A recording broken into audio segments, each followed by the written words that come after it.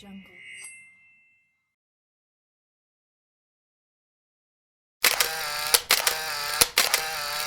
Bismillahirrahmanirrahim. Assalamualaikum warahmatullahi wabarakatuh. Alhamdulillah alladzi an'ama 'alaina bi ni'matil iman wal islam. Nahmaduhu wa nasta'inuhu wa nastaghfiruhu wa nastahdihi wa na'udzu billahi min shururi anfusina wa sayyiati a'malina. May yahdihillahu fahuwal muhtadi wa may yudlilillahu falan tajida lahu sabilan mursyida. Asyhadu an la ilaha illallah wa asyhadu anna Muhammadan abduhu wa rasuluhu la nabiyya ba'dah. Allahumma shalli wa sallim wa barik ala Muhammadin wa ala alihi wa ashabihi ajmain. Jamaah subuh Masjid Al-Muhajirin rahimahumullah, puji syukur telah senantiasa kita panjatkan kehadirat Allah Subhanahu wa Ta'ala atas berbagai nikmatnya kita bisa melaksanakan kewajiban kita subuh dalam keadaan berjamaah. Mudah-mudahan Allah menerima amal ibadah kita dan mudah-mudahan kita senantiasa menjadi hamba yang bersyukur sehingga Allah senantiasa memberi tambah nikmat kepada kita semua. Amin Allahumma. Salawat dan salam terlimpah kepada teladan hidup kita Nabi Muhammad sallallahu alaihi wasallam, keluarganya, sahabatnya dan para pengikutnya termasuk kita di antaranya. Kita awali dengan doa, mudah-mudahan Allah memberikan tambahan kepada kita ilmu yang bermanfaat dan kemudian kita bisa memanfaatkan ilmu yang Allah berikan kepada kita. Amin Allahumma. Jemaah subuh rahimakumullah, kita lanjutkan kajian memahami ayat-ayat Al-Quran secara tematik. Kalau sebelumnya saya menyampaikan mengambil tema dari satu surat, dari surat tersebut apa tema besarnya, sekarang ingin menguatkan kajian tema keluarga yang pernah dibahas di surat Ali Imran dengan mengumpulkan beberapa ayat-ayat Al-Quran dari berbagai surat tentang keluarga, tentang perjodohan dan keluarga, tentu termasuk di dalamnya membina keluarga. Kenapa ini penting untuk dibahas? Yang pertama, karena tema ini akan menguatkan yang pernah kita bahas di surat Al-Imran. Dan yang kedua, keluarga ini adalah komunitas terkecil tapi terpenting, karena tidak hadir komunitas-komunitas besar tanpa keluarga. Setelah pribadi, kemudian Nabi Adam untuk melaksanakan tugasnya di muka bumi setelah diturunkan dari surga, beliau bersama istrinya punya keturunan, itulah komunitas pertama dan kedua, dan itulah yang disebut keluarga. Nah, oleh karena itu Allah Subhanahu wa Ta'ala di dalam Al-Quran menyinggung tentang keluarga, tentang perjodohan dan keluarga itu ada di berbagai surat yang insya Allah di pagi ini akan dibahas. Dihubungkan dengan kajian yang sudah disampaikan sebelumnya, surat Al-Fatihah yang menjadi pembuka Al-Quran, yang posisi atau susunannya pertama dalam susunan Al-Quran, itu mengingatkan kepada kita tentang bagaimana kita menjadi pribadi muslim yang baik, pribadi muslim yang mempunyai prinsip mendasar, yaitu senantiasa berikatan dengan Allah dengan basmalahnya, senantiasa bersyukur kepada Allah dengan hamdalahnya, dan diikuti dengan syukur-syukur yang lain, hingga senantiasa berdoa, ihdinas siratal mustaqim, tunjukkan kami ke jalan yang lurus, yang sebelumnya tidak lupa beribadah dan mohon pertolongan hanya kepada Allah, orientasi hidupnya akhirat karena Allah menguasai akhirat, dan adil seadil-adilnya. Itu mengarahkan kepada kita untuk menjadi pribadi yang baik. Di surat Al-Baqarah walaupun temanya banyak, ada muamalah, ada ibadah, ada akidah, tapi di antara tema besar yang perlu kita pahami adalah kemasyarakatan. Maka hubungannya Al-Fatihah, pribadi yang baik, Al-Fatihah membentuk pribadi yang baik akan terasa kalau terjun dan diamalkan di masyarakat. Tapi tidak boleh lupa antara pribadi dan masyarakat ada komunitas terpenting yang harus dibina, yaitu keluarga. Maka di surat Ali Imran diingatkan dengan dua contoh keluarga ideal, yaitu keluarga Nabi Ibrahim dan keluarga Imran, yang membina istrinya, membina rumah tangganya, dan kemudian membina keturunannya. Maka hadirlah Ismail, hadirlah Ishak yang menjadi nabi penerus Nabi Ibrahim. Dan keluarga Imran, hadirlah anaknya Imran, sekalipun Imrannya meninggal sebelum lahirnya anak tersebut, yaitu Maryam. Maryam sebagai perempuan tentu tidak seperti laki-laki, paling tidak bisa menjadi rasul. Tapi karena doa dan pembinaan dari keluarga Imran, maka Maryam berkembang menjadi wanita sholihah, dan kemudian Allah berikan amanah keturunan yang luar biasa sebagai nabi dan rasul, yaitu Nabi Isa alaihi salam. Nah, ini gambaran bahwa di surat Ali Imran kita tidak boleh lupa ketika terjun ke masyarakat yang sudah dijelaskan di surat Al-Baqarah, yaitu membina keluarga. Sekarang bagaimana melengkapi pembinaan keluarga dari ayat-ayat yang lain di surat yang lain? Maka insya Allah kita awali dengan memahami surat ayat yang sudah kita hafal semua, yaitu surat yang dibacakan di pernikahan, surat Ar-Rum ayat 21.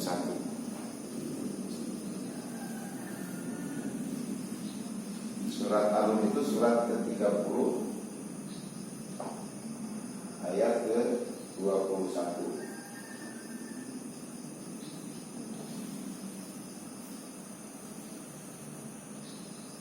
Quran surat 30 ayat 21. Allah Subhanahu wa taala berfirman bahwa ayat ini mengingatkan kita, wa min ayatihi an khalaqalakum min anfusikum azwaja.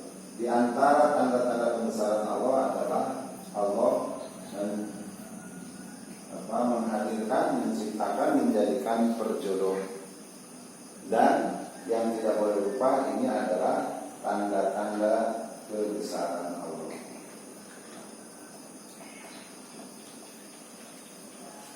Ketika jodoh kita pahami sebagai tanda-tanda kebesaran Allah, maka tentu kita akan bersyukur dengan jodoh yang sudah Allah tentukan untuk kita. Kita berhati-hati, kita waspada, kita senantiasa penuh keseriusan ketika kita ketemu dengan istri kita.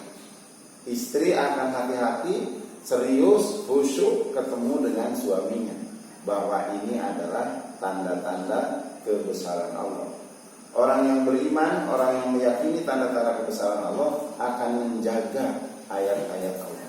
Sebagaimana seorang suami atau istri yang menyadari bahwa perjodohannya adalah tanda-tanda kebesaran Allah, maka akan berhati-hati. Maka itulah yang menjadi contoh di surat Ali Imran, kenapa Allah menyebutkan Nabi Nuh, sekalipun beliau istrinya tidak taat. Istri anaknya, salah satu anaknya tidak mau mengikuti arahan Nabi Nuh ketika diajak naik perahu. Tapi Nabi Nuh tidak, kita dengar cerita menceraikan istrinya. Bahkan anaknya yang sudah naik ke bukit pun terus diundang, terus dipanggil, karena beliau ingin membina keluarganya. Tapi semuanya tidak lepas hidayah dan takdir Allah. Makanya Nabi Nuh di surat Ali Imran tidak disebut keluarga pilihan, tapi Nabi Nuhnya disebut orang manusia pilihan. Innallaha astafa Adama wa Nuhan. Allah tetap memilih Nabi Adam dan memilih Nabi Nuh, disejajarkan dengan Nabi Ibrahim. Tapi Nabi Ibrahim disebut keluarganya, Imran disebut keluarganya, sementara Nabi Adam dan Nabi Nuh tidak. Ini yang menarik, bahwa bagaimanapun ketika keluar jodoh itu dianggap tanda-tanda kebesaran Allah, maka senantiasa dijaga, senantiasa dipelihara, senantiasa dihormati, dan tentu disyukuri sebagai lahan ibadah. Itulah yang bisa kita ambil ibroh dari keluarga Nabi Nuh dan keluarga Nabi Hud. Tapi kalau bicara ideal, ya tidak ke Nabi Ibrahim atau ke keluarga. Nah, pertama kita lihat bahwa jodoh itu adalah tanda-tanda kebesaran. Kemudian setelah itu kita yakini bahwa Allah, ketika kita awal nikah mungkin belum kenal semua. Yang awalnya kalaupun cinta sebagian buta, begitu sudah nikah ternyata tahu banyak hal dari pasangan kita, Tapi karena memang sudah takdir Allah kita dijodohkan dengan istri kita, maka disitulah pertama dihormati, kedua kita bina rumah tangga kita dengan sebaik-baiknya, maka kita pun yakin Allah akan menghadirkan cinta dan kasih sayang. Kita bisa mendapatkan kebahagiaan dari pasangan kita, dan kita pun siap untuk membahagiakan pasangan kita. Maka dengannya akan hadirlah ketenangan. Sehingga di ayat itu ada 3 unsur yang melengkapi rumah tangga, yaitu sakinah, mawaddah, dan rahmah. Tenang dengan cinta dan kasih sayang. Nah, yang tidak lupa di ayat ini berarti yakini bahwa jodoh ini tanda-tanda kebesaran Allah, yakini Allah akan menghadirkan cinta, yakini Allah akan menghadirkan kasih sayang, dan itu yang harus juga kita perjuangkan. Mencintai orang yang kita nikahi adalah kewajiban. Kalau menikahi orang yang kita cintai adalah kemungkinan. Banyak yang dicintai oleh bapak-bapak dulu mungkin, tapi yang dinikahi satu. Maka yang satu inilah yang menjadi tanda-tanda kebesaran Allah yang harus kita cintai. Sehingga mencintainya kita adalah bagian dari kewajiban yang tentu mendapatkan pahala. Nah, di surat An-Nisa nanti disampaikan bahwa ketika sudah berjodoh itu wa'ashiruhunna bil ma'ruf, pergauli mereka dengan cara yang baik. Namun sebelum itu, sebelum membahas surat An-Nisa, nah ayat berikutnya yang membahas tentang perjodohan ada di surat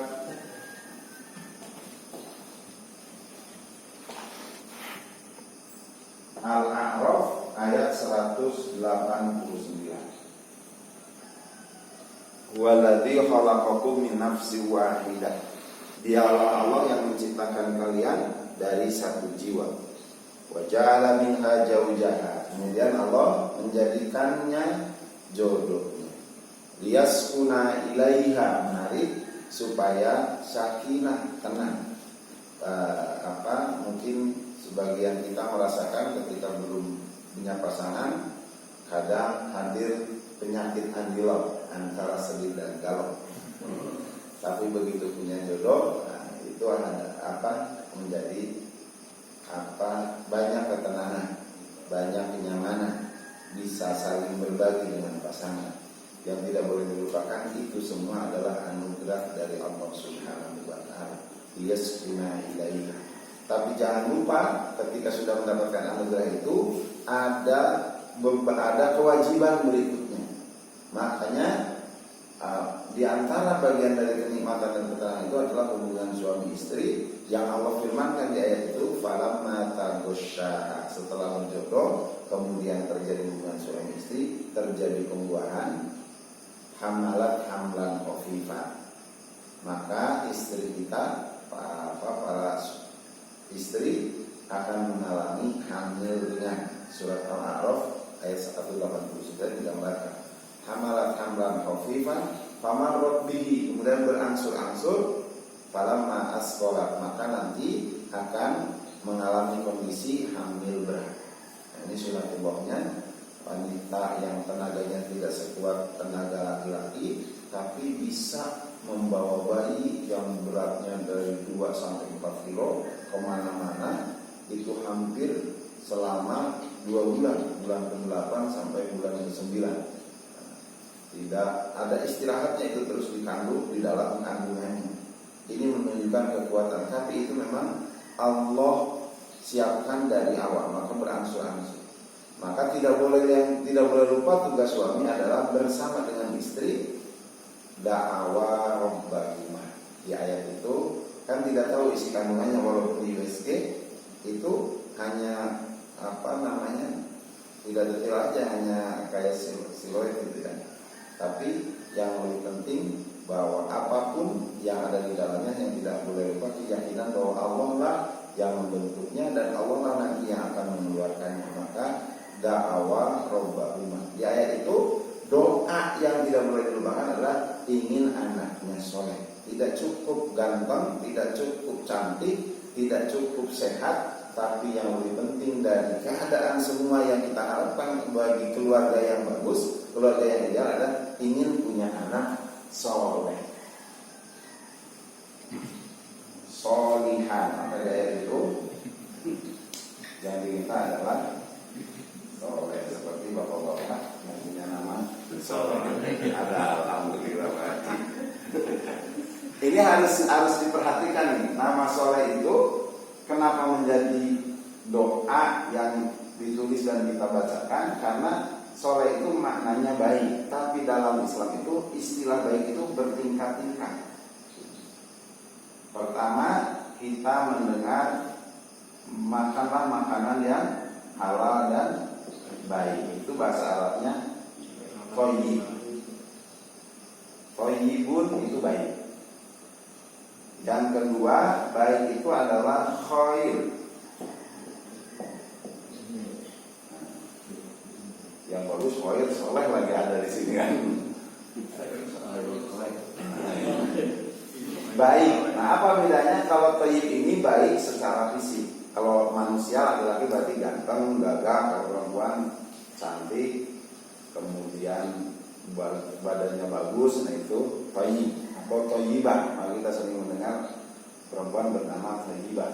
Kalau di makanan berarti makanan itu fisiknya masih bagus. Nasi yang thayyib itu yang masih putih asli, dari tidak kecampuran, tidak berlendir, tidak berubah warna. Nah itu thayyib. Maka yang boleh dimakan nasi yang halal, selain halal ada yang thayyib. Kira-kira seperti itu. Jadi baik secara fisik. Makanya dalam doa, boleh nggak anaknya thayyib? Boleh, tapi tidak sempurna. Nah, bahayanya apa? Bukan bahaya. Kenapa? Nah, karena sudah menjadi lagu tuh, kalau anaknya thayyib nanti nikah 2 kali puasa 2 kali lebaran nggak pulang-pulang gitu.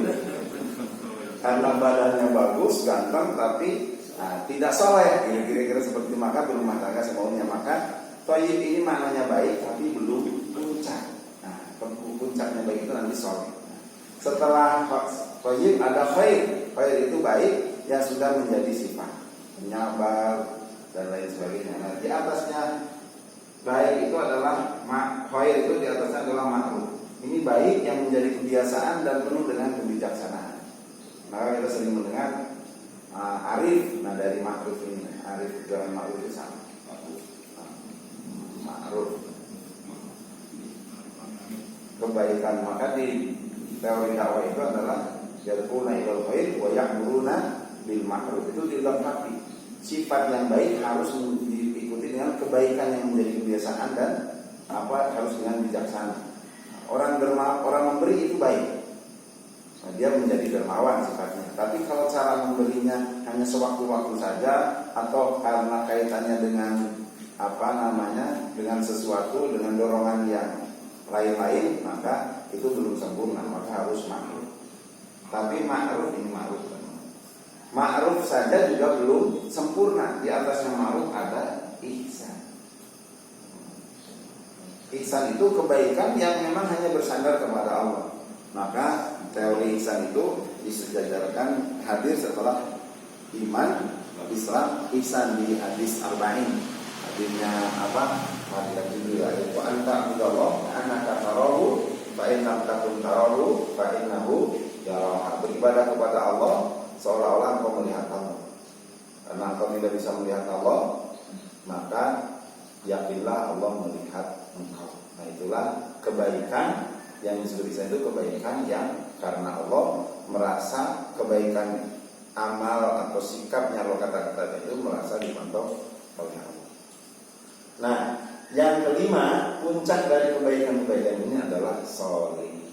Maka ketika berdoa kita ingin anaknya yang soleh. Secara fisik dia thayyib, baik. Secara kebiasaan atau sifatnya dia khair dan ma'ruf. Dia juga kuat akidahnya, maka kalau beribadah beramal soleh dia karena Allah. Dan itu semua dikumpulkan menjadi soleh. Maka di surat Al-Hasyr yang di dalam itu adalah orang beriman wa amilu soleh dan beramal soleh. Beramal soleh. Ini doa yang harus kita panjatkan terus setiap hari untuk anak kita adalah menjadi anak yang soleh. Makanya para nabi berdoanya Rabbi habli minas solihin. Allah anugerahkan kepada kami, kepadaku dari golongan orang-orang yang soleh. Anaknya, dianya, anaknya, istrinya ingin masuk ke dalam golongan yang soleh. Nah, dengan itu maka keluarga harus bersyukur. di ayat itu, kalau soleh maka kemudian menjadikanlah kami hambamu yang bersyukur. Ini ayat kedua itu jodoh, kemudian ketenangan, dan setelah punya anak berdoa menjadi anak yang soleh, kemudian bersyukur. Ini baru dikisahkan tentang perjodohan dan kehamilan. Nah, kemudian di surat An-Nahl ayat ke-78 Allah berfirman bahwa bayi yang dikandung oleh istri kita itu Allah lah yang mengeluarkan dan Allah lah yang memberi fasilitas.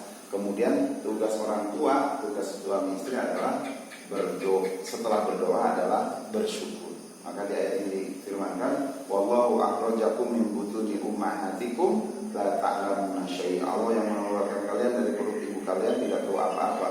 Wa ja'ala lakum syam'a wal absar, dan Allah kemudian menjadikan bagi kalian pendengaran, penglihatan, bukan telinga dan matanya saja, tapi fungsi dari keduanya, dan juga wal afidah, pikiran, perasaan dan hati dan fungsinya. Maka disebutlah kita mengenal panca indera. Nah, indera itulah Allah yang menciptakan bagi semua bayi yang dilahirkan. Ada yang sempurna total, ada yang terkadang dikurangi. Itu semua menjadi gambaran. Tapi yang penting ayat ini ditutup la'allakum tashkurun, supaya kalian bersyukur, memanfaatkan potensi yang Allah berikan untuk mencari keridhaan Allah. Maka konsep membina keluarga itu dengan meyakini perjodohan, meyakini semua nikmat Allah berikan, yang tidak boleh lepas adalah bersyukur. Bersyukur dengan hadirnya pasangan, bersyukur dengan hadirnya anak, dan bersyukur dengan semua anatomi tubuh kita untuk kita manfaatkan mencari keridhaan Allah.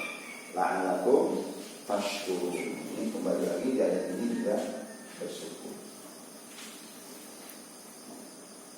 Kemudian bagaimana setelah lahir? Ini bagi apa? Perjodohan, membina keluarga secara berurutan itu setelah lahir Allah gambarkan, Allah firmankan di surat Al-Baqarah ayat 233. Ini kembali ke Al-Baqarah yang pernah dijelaskan tentang kemasyarakatan. Di dalamnya tidak lepas membahas keluarga, karena masyarakat tidak bakal bagus. Di surat Al-Baqarah ayat 233 tentang pembinaan awal keluarga yang baru punya anak. Ayat ini menyampaikan wal walidatu yurdi'na auladahunna haulaini kamilaini. Ibu menyusui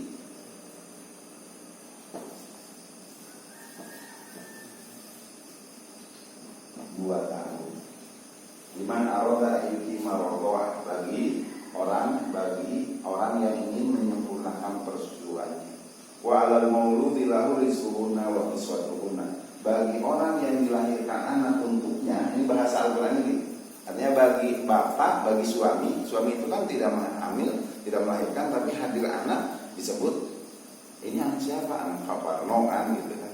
Nah, itu bahasa Al-Qur'an menarik. 'Alal mauludi lahu, jadi anak itu dilahirkan untuknya, untuk bapak, supaya bapak suami itu menyadari bahwa ketika anak lahir hasil kerjasama dengan istri, ya anaknya juga harus menjadi tanggung jawab suaminya. Maka di ayat ini bagi orang yang dilahirkan untuknya, bagi bapaknya, kiswatuhunna, rizquhunna wa kiswatuhunna, ada kewajiban memberi nafkah, yaitu nafkah suami. Di suami memberi nafkah, yaitu rezeki dan juga pakaian yang nyaman, termasuk tempat tinggal di dalamnya. Maka bagian dari pembinaan keluarga atau rumah tangga menuju rumah tangga yang baik dan ideal adalah memastikan istri ketika hamil nyaman, ketika menyusui juga nyaman, terpenuhi secara gizinya dan terpenuhi kenyamanan perasaan. Jangan sampai istri lagi menyusui atau lagi hamil banyak mengalami tekanan batin, membuat tidak nyaman. Ini berdampak kepada psikologi termasuk anaknya. Nah, di ayat ini diwanti-wanti ibu yang baru melahirkan memastikan berusaha menyusui, tentu berarti asupan gizinya yang bisa menghasilkan. Suami yang baik atau istri yang baik akan memahami ketika dia makan dalam posisi hamil atau menyusui, dia makan untuk berdua, untuk dirinya dan untuk anaknya. Teorinya 6 bulan eksklusif sampai 2 tahun, setelah 6 sampai 2 tahun itu campuran. Kalau di jus atau langsung ini tidak salah, tapi tentu tidak sebaik yang lewat ibunya, karena Allah yang mengatur mekanisme proses yang sudah disaring dan layak bagus untuk anaknya lewat ASI-nya. Di surat di Al-Baqarah ini disebutkan, dan di ayat lain sampai disebutkan juga, bahkan ada satu ayat yang menjelaskan sampai 30 bulan, tadi 2 tahun setengah, tapi secara umum adalah 2 tahun seperti yang ada di ayat ini. Kemudian setelah bayi hadir dikasih ASI oleh ibunya, tentu dengan kelengkapan lainnya, beliannya, rekamannya, maka termasuk bapaknya menyiapkan rezeki. Bahasanya itu rezeki, berarti selain nafkah makanan dan pakaian yang nyaman, juga memberikan sikap yang membuat nyaman, dan termasuk juga hal-hal yang lain yang membuat keadaan istri dan anaknya itu nyaman dan tenang. Nah, di ayat berikutnya terkait dengan keluarga, di surat Al-Baqarah ayat 223. Berikutnya tentang keluarga, Quran surat Al-Baqarah ayat 223. Ini membina keluarga yang abadi dari posisi suami dan istri. Allah firmankan, nisa'ukum harthul lakum fa'tu harthakum anna syi'tum. Istri kalian adalah ladang bagi kalian. Kalau Ibnu Abbas menyampaikan ladang itu, salah satu penafsiran ladang itu adalah peranatan. Jadi dalam istri kita itu ada lahan, yaitu rahim. Maka tanamilah rahim itu dengan cara yang sebaik-baiknya.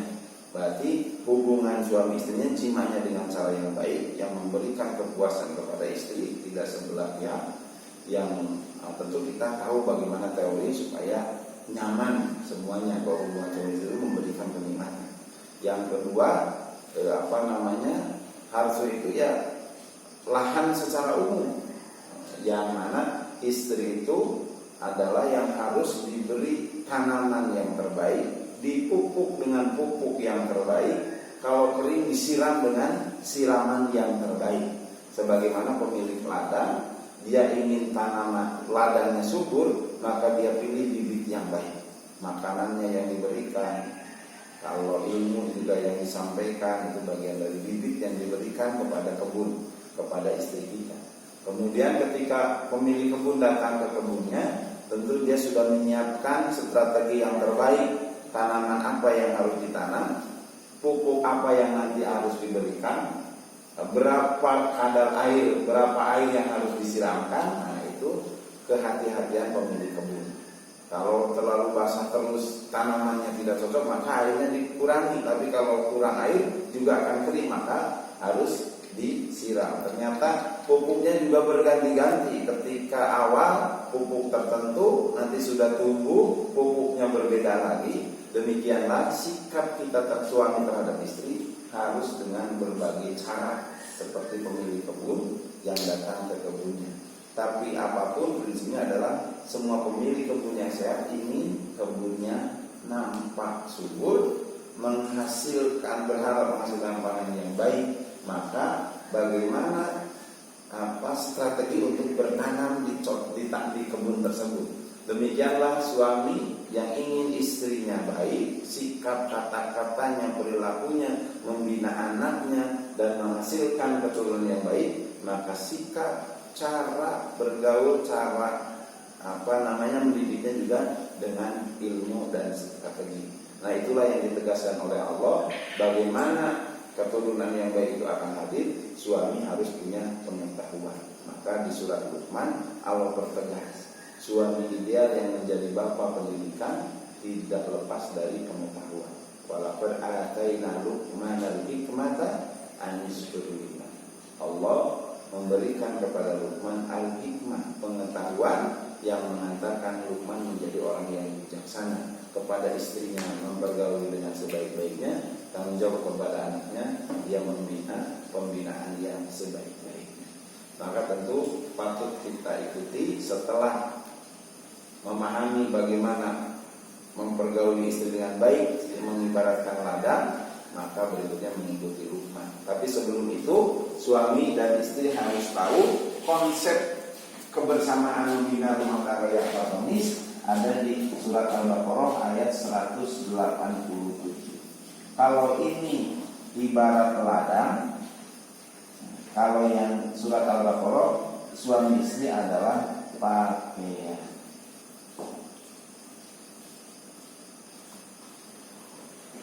Hunna libasul lakum wa antum libasul lahunna.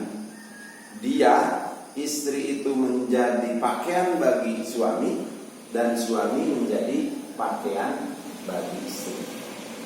Istri memperindah suami sebagaimana pakaian memperindah pemakainya. Demikian juga suami harus bisa memperindah istri. Maka semakin lama tentunya semakin cinta, walaupun fisiknya berubah. Dulu mulus itu tidak peot, begitu sudah 60 tahun peot. Tapi bagaimana semakin cinta? Nah, itu kan kalau lihatnya fisiknya saja, tentu turun. Tapi justru kalau yang dilihat bukan fisik, maka insya Allah akan semakin cinta. Nah, fungsi pakaianlah yang terus diterapkan di keluarga, di pasangan. Istri menjadi pakaian bagi suami, suami menjadi pakaian bagi istri. Tatkala kita dingin, kita butuh pakaian yang menghangatkan, yang tebal. Maka demikianlah juga kita. Ketika istri kita lagi kedinginan, suamilah yang bisa menghangatkan istri. Ketika ada sesuatu, maka suamilah yang memperindah istrinya. Ketika ada ketidaknyamanan, maka suamilah yang memberikan kenyamanan kepada istrinya. Demikian juga sebaliknya. Sebagaimana Rasulullah dan Khadijah memberi contoh kepada kita betapa luar biasanya Khadijah ketika beliau mendapatkan wahyu, kemudian gemetaran, kemudian kaget dan lain sebagainya. Khadijah hadir menenangkan Nabi Muhammad SAW. Engkau orang baik, engkau orang terpercaya. Aku yakin bahwa itu adalah wahyu. Maka terus dihibur oleh Nabi Muhammad oleh Khadijah radhiyallahu anha. Itu ada di surat Al-Baqarah ayat 187. Suami bagi pakaian bagi istri, istri bagi pakaian bagi suami. Salah satu fungsi pakaian adalah menutupi aurat dan menutupi aib yang ada di dalam tubuh kita, di kulit kita. Mungkin ada bekas luka, kalau kelihatan nggak enak banget gitu, putih tapi tiba-tiba ada hitam-hitam bekas luka-luka. Maka dengan pakaian tidak kelihatan. Demikianlah idealnya, istri harus menutupi kekurangan suami gimana pun.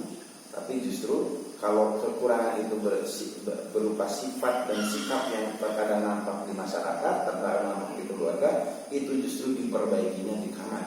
Bagaimana itu tidak terjadi lagi sifat yang buruk, sikap yang buruk, kata-kata yang buruk yang terkadang keluar di keluarga besarnya atau keluar di masyarakat sekitarnya, tidak keluar lagi karena itu berupa aib. Di dalam kamarlah diperbaiki dengan cara dialog yang sebaik-baiknya.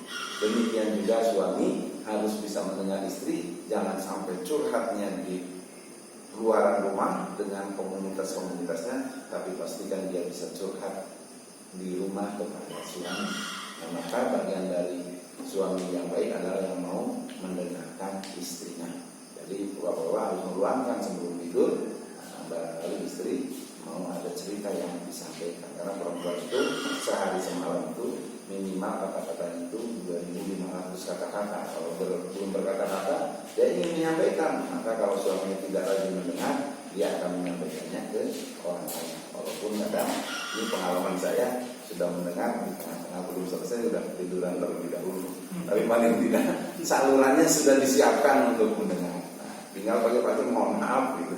Nah, semalam tidak sempat selesai. Kalau mau lagi silakan hari ini dilanjutkan. Sehingga istri percaya dia tidak akan menyampaikan, tidak akan curhat di luar. Nah, banyak wanita sengaja mencari komunitas, sengaja mencari tempat kumpul hanya ingin bercerita. Karena apa? Salah satunya suami kurang pandai mendengarkan curahan istri. Bagian dari fungsi pakaian adalah itu, memperindah supaya istri itu kalau banyak curhat keluar, kalau curhatannya tidak baik kan akhirnya ngerupi. Itu menjadi keburukan tersendiri. Maka suami harus bisa menutupi itu. Dengarkanlah di rumah. Sambil kalau curhatnya ke kita bisa menyaring, kita bisa memberikan feedback, mana yang bagus, mana yang tidak bagus. Kita juga bisa memberikan arah. Misal hukum hunna libasulakum wa antum libasulahunna. Pastikan kita bisa menjadi pakaian bagi istri. Di surah Al-Baqarah aja ada 3 terkait dengan keluarga. 1, suami istri bekerja sama, istrinya menyusui, suami memberi nafkah, rezeki dengan segala kelengkapan rezeki, baik nafkah, makanan, pakaian, tempat tinggal maupun sikap dan perilaku yang membuat dia nyaman. Yang kedua, istri diibaratkan ladang. Yang ketiga, istri diibaratkan pakaian. Nanti setelah itu terus dibina, maka kalau di surat Al-Baqarah ayat 233, dominan ibu yang memberikan pelayanan, memberikan pembinaan kepada anak dengan menyusuinya, maka begitu usia anak sudah bisa berkomunikasi, Allah memberikan contoh, yaitu tadi bapak harus memberikan perilaku yang terbaik kepada anaknya, yaitu mendidiknya. Maka dicontohkan oleh Allah dengan hadirnya surat Luqman. Jadi kita perlu belajar kepada Luqman bagaimana membina anak. Sudah saya sampaikan di surat Luqman itu, Luqman membina anak 5 hal. Di surat 31 ayat 12 sampai ayat 19 itu Allah memberikan contoh atau gambaran tentang bagaimana menjadi bapak ideal yang mendidik anak. Dan bagian dari membentuk keluarga, membina keluarga dengan 5 hal. Pertama akidah, kedua ibadah, ketiga dakwah, keempat mental, sabar, melatih sabar kepada anak, dan kelima membina anak.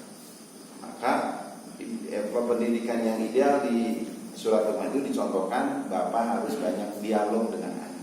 Ketika membina akidah, ya bunayya la tusyrik billah, wahai anakku jangan kau sekutukan Allah. Maka rentetannya banyak. Anaknya dilatih menghafal la ilaha illallah, dilatih menghafal asyhadu alla ilaha illallah, sampai dia pasti mengucapkannya, dia paham artinya, dia dijelaskan, dan kemudian puncaknya la tusyrik billah, kau beribadah hanya kepada Allah. Kau harus meyakini tidak ada yang menciptakan, tidak ada yang mengurusi, tidak ada yang memberi fasilitas kecuali Allah. Maka beribadahlah hanya kepada Allah. Itu penjelasan la ilaha illallah.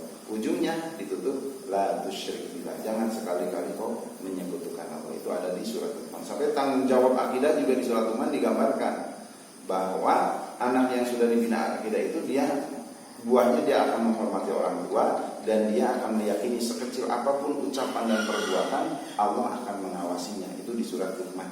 Artinya kita membina akidah kepada anak tidak cukup dengan menghafal syahadat saja, tapi pemahaman dan praktek serta keyakinannya harus nempel juga kepada anak kita. Nah, adapun kedua, mendidik ibadah, Allah gambarkan ya bunayya aqimis shalah, wahai anakku dirikan sholat, bukan laksanakan sholat tapi dirikan sholat. Berarti orang tua wajib memberi contoh anak sholat, mengajari berwudu, mengajari gerakan sholat, mengajari bacaan sholat. Sekalipun di sekolahan, sekalipun di madrasah dia kita antarkan, tapi jangan lupa orang tua harus melihat, harus memperhatikan, harus meyakinkan bahwa anaknya sudah bisa sholat. Maka perintahnya aqimis sholat, bapak dialog dengan anak menyuruh supaya anaknya sholat. Wa'mur bil ma'ruf wa nahi 'anil munkar, anakku ajak temanmu berbuat baik dan cegah temanmu berbuat jahat, berbuat salah, cegah. Jadi anak kita sudah dilatih dakwah dari rumah. Ketika anak kita bermain, dia sudah mempraktekkan dakwah. Dia yang berusaha baik, dia mengajak kebaikan, dan dia mencegah kemungkaran. Tanpa harus menjadi ustadz, tanpa harus menjadi guru, tapi anak kita sudah dilatih berdakwah dari rumah. Sebagaimana Luqman melatih anaknya berdakwah dan diabadikan dalam Al-Quran. Yang keempat, wasbir ala ma asobah. Anak itu harus dilatih, diberi kekuatan mental. Sabarlah anakku atas apa yang akan menimpamu. Teman-temanmu banyak, sikap dan lain sebagainya berbeda, ada masalah, kau selesaikan dengan sebaik-baiknya. Jangan lari dari masalah dan jangan juga bikin masalah. Maka selesaikanlah masalah dengan penuh kesabaran, kekuatan, kaji masalahnya, dan kemudian selesaikan dengan sebaik-baiknya. Kalau ada apa-apa silahkan konsultasi ke orang tua, tapi kamu harus bersabar untuk menyelesaikan masalah yang engkau hadapi. Yang kelima, Luqman bagian dari membina keluarga adalah mendidik anaknya dengan kekuatan akhlak. Ada 4 yang disebutkan oleh Allah di surat Luqman ayat 18 dan 19, yaitu wala tusair khaddaka linnas, jangan kau palingkan muka dari manusia, jangan cemberut, jangan bermuka masam, tapi tentu berarti murah senyum. Wala tusair khaddaka wala tamsi fil ardi maraha, jangan kau berjalan di muka bumi dengan teman-temanmu dengan menyombongkan diri, jangan kau remehkan orang, jangan kau tolak kebenaran. Berarti anak kita sudah dilatih untuk menjadi orang anak yang ramah, yang mau menerima nasihat dan mau menghormati orang lain. Waqsid fi masyika, sederhana dalam berjalan, dalam kehidupan, dalam pergaulan, penuh dengan kesederhanaan yang membuat orang lain enak, kita pun nyaman. Waghdud min syautika, jaga lunakkan suaramu, pastikan kau berkata-kata yang baik, pastikan kau tidak membentak teman-temanmu sehingga suaramu dirindukan oleh temanmu, suaramu membuat nyaman teman-temanmu. Itulah gambaran orang tua sebagai bapak di sini, karena contohnya Luqman meneruskan pendidikan yang sudah dilakukan oleh istrinya, oleh ibunya anak itu, dengan terjun dialog dengan anak, memberikan pendidikan akidah, pendidikan ibadah, pendidikan dakwah, pendidikan kesabaran, dan juga mendidik akhlak. Sehingga anak kita terjun, mereka sudah menjadi anak yang solih. Jadi yang sisi ketika dalam kandungan kita doakan, ketika sudah lahir kita tanamkan menuju anak yang solih, anak yang baik, puncaknya kebaikan. Itu di surat Luqman. Bapak sekalian, kalau dihitung sudah banyak ayat, walaupun masih banyak ayat-ayat lain tentang rumah tangga. Nanti salah satunya di surat An-Nisa ayat 34, suami laki-laki menjadi pemimpin, istri siap dipimpin, konsepnya dia harus solih. Maka ar-rijalu qawwamuna 'ala nisa ila akhirih. Nah, ada di tengahnya itu perempuan itu fasolihatu, istri yang akan membentuk keluarga yang baik itu adalah yang solihah. Nah ini kembali soleh, kalau laki-laki soleh, kalau perempuan solihah. Nah cirinya itu kholitatun, dia taat kepada Allah, Rasul dan suaminya. Hafidhatun bil ghaib, dia bisa menjaga diri dalam keadaan sendiri, tidak ada siapa-siapa. Kalau dia baik menjaga diri dalam keadaan ada suami itu umum, tapi yang ideal wanita soleh itu dia menjaga diri ketika tidak ada siapa-siapa. Artinya dia yakin merasa dilihat oleh Allah. Nah di surat An-Nisa ayat 19-nya, suami istri itu harus sabar bergaul dengan istrinya dengan bergaul yang baik. Seandainya ada keburukan pun jangan langsung memvonis dan marah dengan keburukan itu, asa ayyakuna khairan minkunna, bisa jadi ada kebaikan yang ada di dalamnya. Paling tidak, ini kok istri saya punya gini, ini kok ada kondisi gini. Kita tenang dulu, ini adalah lahan ibadah saya untuk merubahnya. Maka hadirkan kesabaran dan kekuatan untuk kemudian mengatur strategi bagaimana cara memperbaikinya, bagaimana cara membinanya. Maka insya Allah rumah tangga kita akan mengalami rumah tangga yang sakinah, mawaddah warahmah, dan kita berharap istri kita bersama kita dimasukkan oleh Allah ke surga. Kalau di dunia satu, nanti tambahannya di surga. Insya Allah. Bina dulu. Nah, kalau istri kita mengizinkan nambah lagi, nah itu sudah mendapatkan satu tambahan di dunia. Alhamdulillah. Yang ini tidak perlu diteruskan. Tapi satu itu yang harus kita bina. 4 macam keluarga. Keluarga yang ideal itu keluarga Nabi Muhammad. Contoh sebelum Nabi Muhammad ada keluarga Imran, ada keluarga Ibrahim yang disebutkan, termasuk Luqman, cuma Luqman tidak disebutkan istrinya. Kalau Imran disebutkan karena istrinya Imran nanti melahirkan Maryam. Nah, tipe kedua adalah model keluarga Nabi Lut dan Nabi Nuh. Suaminya, kalau tadi pertama dia soleh kedua-duanya dan membina keturunan dengan sebaik-baiknya. Yang kedua ini suaminya soleh pilihan, tapi istrinya tidak taat. Nabi Nuh dan Nabi Lut contohnya. Yang ketiga keluarga Fir'aun dengan Asia. Asia itu solihah, ahli ibadah, tapi karena suaminya kufar dan sewenang-wenang maka beliau sembunyi-sembunyi. Tapi perjuangan Asia bisa membesarkan Nabi Musa dengan berbagai lika-likunya. Begitu pertama ditemukan laki-laki, Fir'aun udah mau membunuhnya tapi Asia bertutur kata yang terbaik, sekalipun suaminya orang sombong dan lain sebagainya. Tapi inilah hebatnya istri, harus dipahami oleh para ibu-ibu. Apa kalimatnya? Qalatin mar'atu fir'auna qurratu 'ainin li wa asa ayyan fa'ana aw nattahidahu wa. Wahai suamiku, ini indah dipandang oleh mataku, dan juga perhatikan bisa jadi indah dipandang oleh matamu. Oleh pandangan bertahun-tahun kita menikah tidak punya anak, ini dihadirkan anak. Maka mudah-mudahan bisa memberi manfaat kepada kita, dan nanti bisa kita jadikan anak. Dengan rayuan tersebut Fir'aun tidak membunuh. Tapi Musa itu dari kecil mungkin sudah melihat Fir'aun ini orang yang sewenang-wenang yang tidak layak. Jadi kalau dekat dengan Fir'aun membuat Fir'aun tidak nyaman. Salah satunya pernah dia pegangan Fir'aun, menarik janggutnya, Fir'aun merasa sakit. Fir'aun sudah curiga, jangan-jangan anak ini nanti yang akan mengalahkanku gitu kan. Karena memang dari penafsiran sebelumnya ketika mengeluarkan pengumuman bahwa anak laki-laki harus dibunuh itu laki-laki dari Bani Israil, dan Fir'aun tahu bahwa ini bukan dari suku Kipti, dari sukunya, ini dari suku Bani Israil. Tapi istrinya kembali yang membelanya. Dia bayi, nggak mungkin dia memusuhimu, karena Fir'aun ketika menarik jauhnya, wah ini benar nih yang memusuhiku. Istrinya yang melahannya. Dia bayi, tidak mungkin memusuhimu.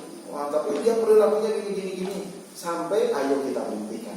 Ambil makanan, taruh bara api. Dia taruh di depannya. Kalau dia menikmati makanan dan menghindari bara api, berarti dia benar-benar udah punya strategi sehingga memusuhimu. Tapi coba kita perhatikan. Taruhlah Musa bayi, di depannya ada bara api dan ada makanan. Ternyata Musa mengambil bara api sampai di jilatnya, yang kemudian kesakitan dan ada luka di lidahnya. Maka sampai dewasa Musa itu ada cadilnya, sehingga ketika dewasa nanti berdakwah ke Fir'aun supaya pembicaraannya lancar, beliau minta pakar komunikasi yang menjadi jubirnya, yaitu kakak atau adiknya, yaitu Nabi Harun. Ini sejarahnya itu adalah sejak kecil Musa sudah dicurigai oleh Fir'aun. Istrinya Fir'aun yang wanita soleh itu yang mengkondisikan bagaimana Musa bisa bertahan, sehingga diuji, dites bahwa ini bayi, Sehingga begitu ngambil bara api, tuh kan dia bayi, dia enggak mungkin memusuhimu, namanya bayi semua pun dipegang, bara api pun dipegang, apalagi janggutmu gitu kan. Jadi kan amanlah Musa dari pembunuhan Firaun sampai dewasa, dan kemudian Musa akan mengalahkan Firaun. Tapi yang menjadi perhatian kita bahwa ada tipe keluarga sejajar suami wanita tetap solehah, yaitu Asia, istrinya Firaun. Nah, tipe keluarga keempat yang dua-duanya jahat, yaitu suaminya penjahat, istrinya provokator. Siapa? Abu Lahab. Tabat yada Abi Lahabil wa celaka bagi tangan, perbuatan, sikap dan perilakunya Abu wa mar'atuhu, dan istrinya yang membawa-bawa kayu bakar, yang membara-bara. Artinya apa? Provokasi terus ke Abu Lahab. Maka ini diabadikan menjadi judul surat yang nanti saya selanaron yang akan dimasukkan ke dalam neraka. Maka kita berusaha mengikuti panduan-panduan tentang perjodohan dan membina keluarga, berharap kita seperti keluarga Nabi Muhammad, keluarga Nabi Ibrahim dan keluarga Imran, terhindar dari keluarga Abu Lahab. Sepahit-pahitnya, ya kalaupun kita berusaha tapi ternyata anggota keluarga kita ada yang tetap tidak, ya seperti Nabi Adam, seperti Nabi Nuh. Tapi yang kita upayakan adalah menjadi model keluarga Nabi Ibrahim, model keluarga Nabi Muhammad, model keluarga Imran. Maka doanya jangan lupa soleh. Tidak cukup dengan toyib. Nanti kita punya menantu toyib bahaya, 2 tahun tidak pulang-pulang. Subhanallahumma wa bihamdik, yang benar dari Allah dan Rasul, bilaf dan salam orang pribadi, mohon kami maaf yang sebesar-besarnya.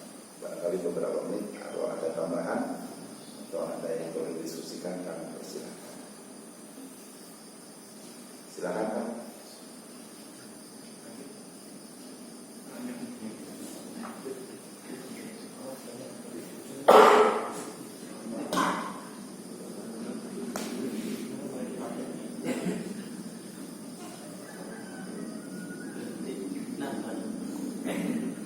Nambah apa dulu gitu ya?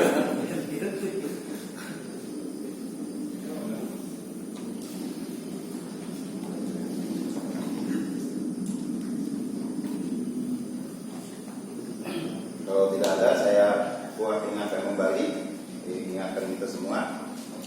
Suratnya surat Ar-Rum ayat 21 menyampaikan bahwa perjodohan itu bagian dari tanda-tanda kebesaran Allah. Dan dari sananya akan Allah tambahkan kekuatan cinta, kekuatan kasih sayang. Maka bagian dari kewajiban kita yang sudah berkeluarga adalah kita tingkatkan, kita perjuangkan cinta kita kepada pasangan kita, sehingga hadir pula kasih sayang. Jadi ada referensi kalau cinta itu kita bisa mendapatkan bagian dari pasangan, kalau kasih sayang, rahmat, kita siap berkorban, berjuang untuk membahagiakan pasangan kita. Maka itu adalah bagian dari kesempurnaan berkeluarga. Nah, dari sanalah hadir sakinah, ketenangan. Di ayat berikutnya bahwa jodoh itu Allah yang menciptakannya, menegaskan ayat karum, dan kemudian akan hadirlah anak yang harus dibina, diawali dengan doa dan kemudian dilanjutkan dengan rasa syukur terus bagaimana melakukan yang terbaik, mencari keridhaan Allah dengan membina keluarga. Di surah Al-Baqarah memastikan bahwa istri yang melahirkan menyusui, suaminya yang siap memberikan nafkah segalanya. Kemudian di surat Al-Baqarah 223 pastikan membina keharmonisan bersama, mengibaratkan istri ibarat ladang yang ditanami, disiram, dipupuk dengan cara yang terbaik. Semakin berhati-hati, semakin serius menanami kebun itu, maka semakin suburlah insya Allah kebun yang kita miliki, dan insya Allah akan membahagiakan pemilik kebunnya. Maka demikian pula kita sebaik-baiknya mempergauli istri kita dalam segala hal, maka insya Allah akan menyenangkan kita. Yang berikutnya, suami istri ibarat pakaian. Jadikanlah kita sebagai pakaian istri, istri menjadi pakaian bagi kita. Yang berikutnya, tentu suami kemudian membina istri dan kemudian mendidik anak. Itu bersama-sama dengan pasangan. Allah alam semua. Tidak ada ya Pak ya? Kita tutup. Silakan. Golden time, kapan waktu yang emasnya dia? Usia anak berapa yang harus terus kita ini? Bismillahirrahmanirrahim. Kalau berdasarkan teori usia 0 sampai 6 tahun. Dan di antara yang bisa kita lakukan adalah saat itu anak banyak merekam. Maka rekamkan yang terbaik untuk anak. Dari rekaman mata berarti anak kita harus diberi pandangan-pandangan yang terbaik di usia-usia ini. Dari rekaman ke telinga, pastikan telinga anak kita mendengarkan yang terbaik di usia itu.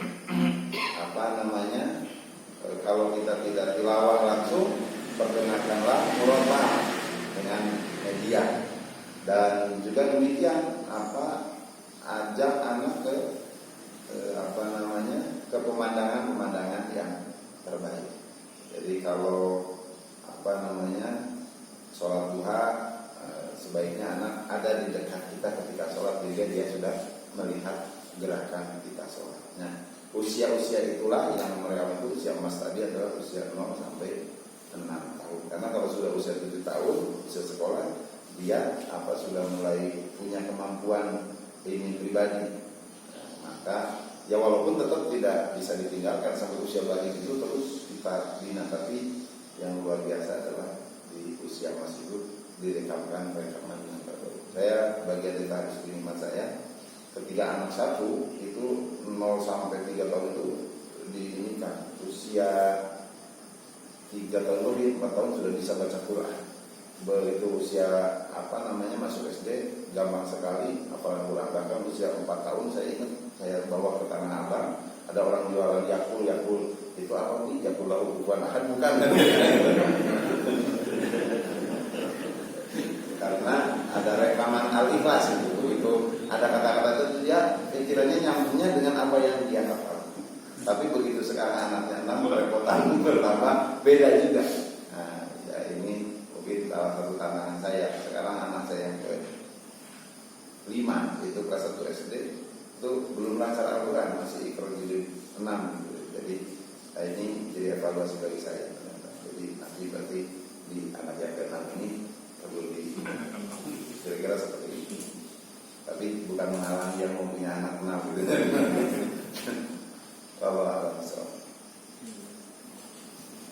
Kalau cukup kita berdoa, mudah-mudahan yang saya bacakan ini semata-mata Allah jadikan bagi kita semua ilmu yang bermanfaat, dan kemudian kita bisa memanfaatkan ilmu. Dan dari itu karena ini dari Al-Quran itu cahaya. Insya Allah kita berharap, berdoa mudah-mudahan Allah memberikan cahaya Al-Quran menerangi hati kita semua, sehingga kehidupan kita dipenuhi dengan nama Al-Quran. Allahumma sholli ala Muhammad wa ala alihi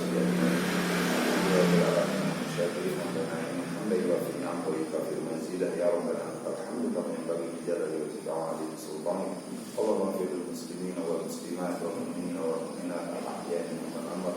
Rabbana zidna ilman nafi'an wa rizqan halalan thayyiban wa amalan mutaqabbalan. Allahumma anfa'na bima 'allamtana wa 'allimna ma yanfa'una. Rabbana hab lana min azwajina wa dhurriyyatina qurrata a'yun waj'alna lil muttaqina imama. Allahumma arhamna bil Qur'an, Allahumma tahiyatana ma'al Qur'an, Allahumma nawwir qulubana bi nuril Qur'an. Rabbana atina min ladunka rahmah wa hayyi' lana min amrina rasyada. Rabbana atina fid dunya hasanah wa fil akhirati hasanah wa qina adzabannar. Warzuqna jannata ma'al abrar ya rabbal ya rabbal alamin. Subhana rabbika rabbil izzati amma yasifun. Wassalamun alal mursalin walhamdulillahi rabbil alamin. Subhanakallahumma wa bihamdik asyhadu an la ilaha illa anta astaghfiruka wa atubu ilaik. Assalamualaikum warahmatullahi wabarakatuh.